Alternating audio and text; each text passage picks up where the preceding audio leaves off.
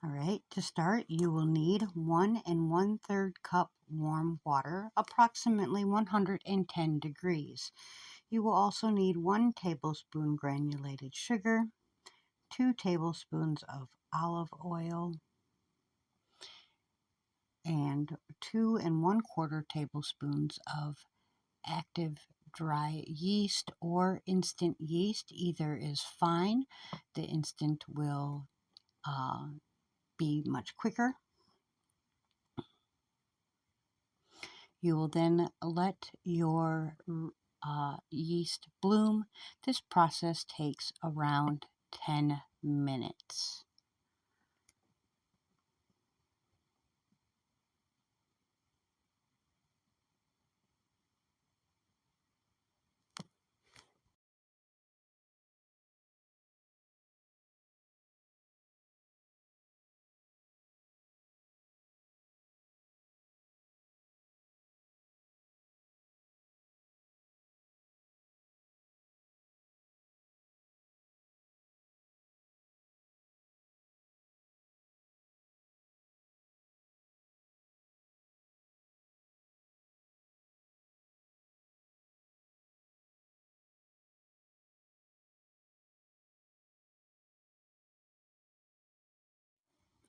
Now you will need 3 1/2 cups of all-purpose flour.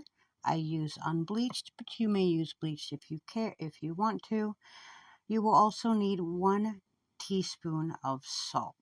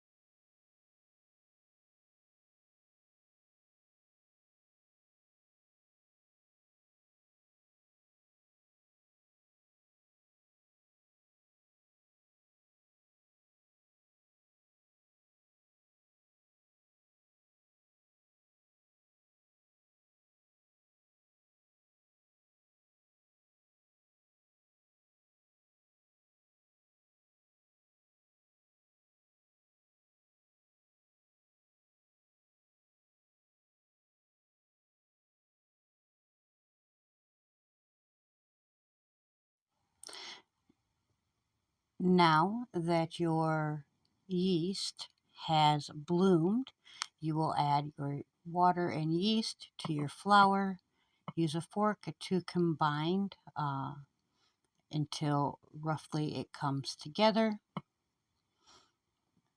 You can finish the rest by hand in your bowl, or as I do, dump it out on the counter and get it to all come together before you start kneading for additional 5 minutes.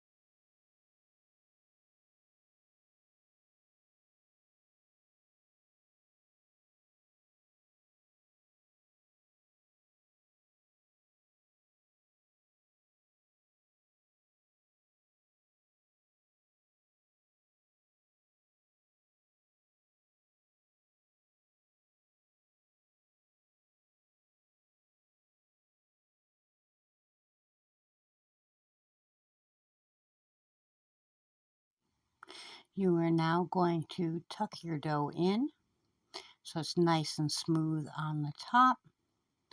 Put it in a clean bowl and cover with a towel and let rest for 60 to 90 minutes. It will take about 60 minutes if you use that rapid rising yeast, and 90 minutes if you use just an active yeast product.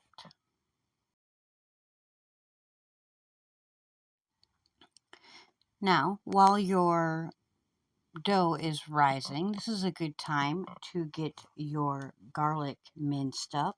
You will need 2 cloves of garlic, 1 teaspoon of chopped fresh parsley, or 1 teaspoon of dried parsley if you prefer. You will also need 3 tablespoons of unsalted butter melted.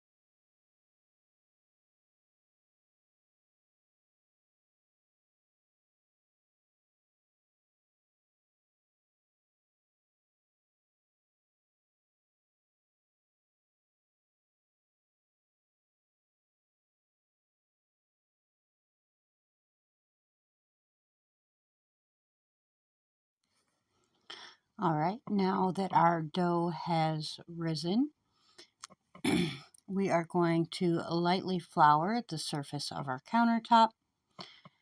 Take our dough out of the bowl and divide into half.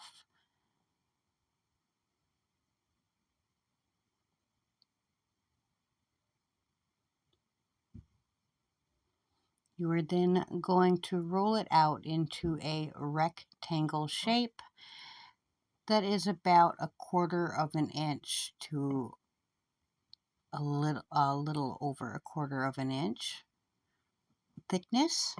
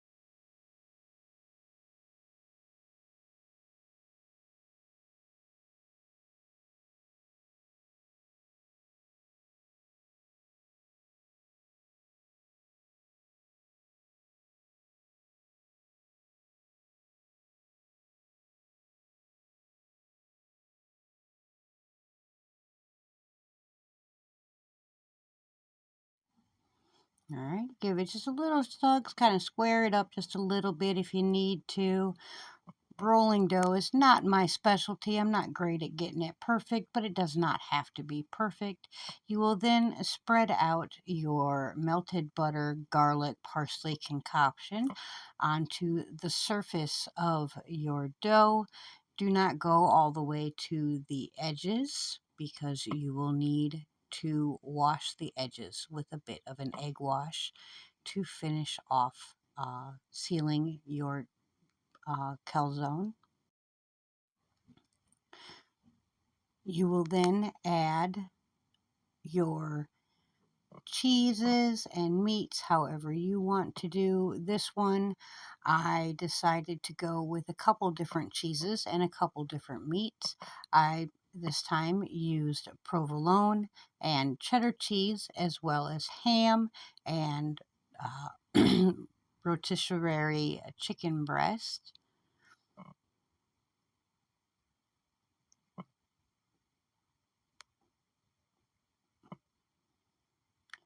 You will layer your cheese down and then your meats, and then another layer of cheese and another layer of meat.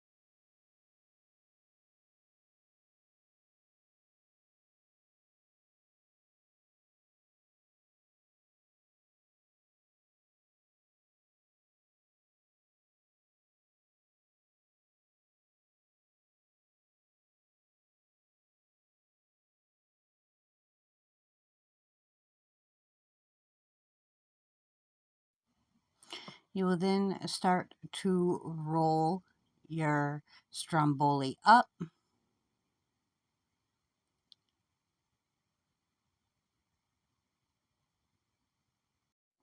Okay, you need to crack 1 egg and add 1 tablespoon of water.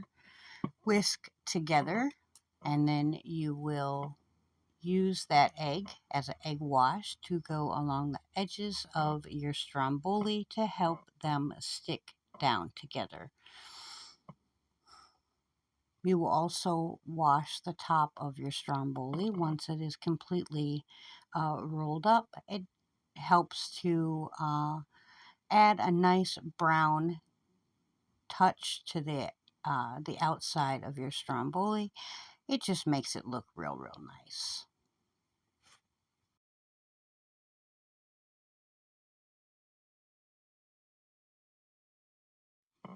So continue to roll it up and press down lightly. Once you've got it completely rolled up, you will press the ends just a bit.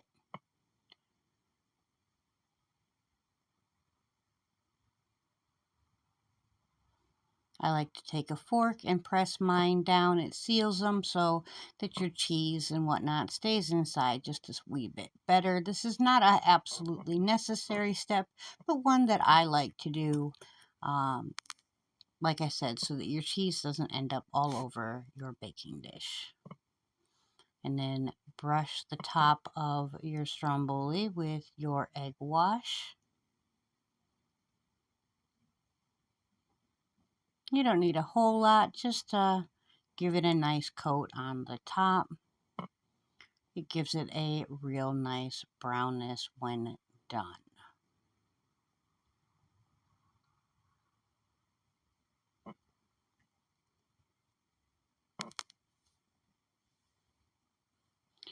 You will need to preheat your oven to 400 degrees.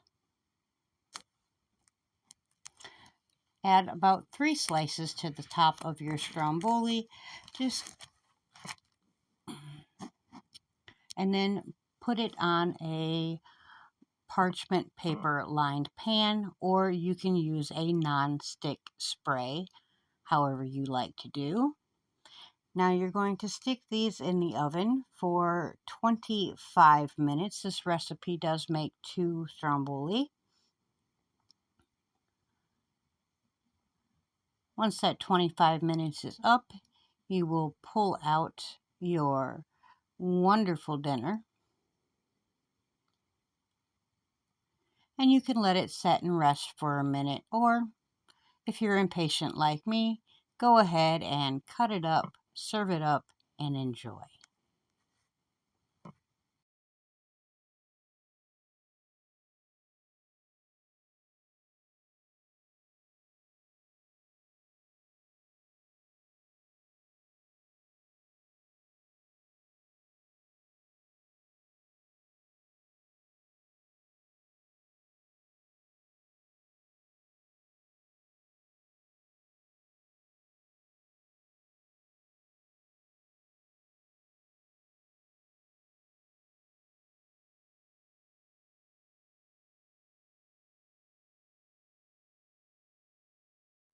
I hope that you try this recipe. If you do, I would love to hear about it, and thank you for watching.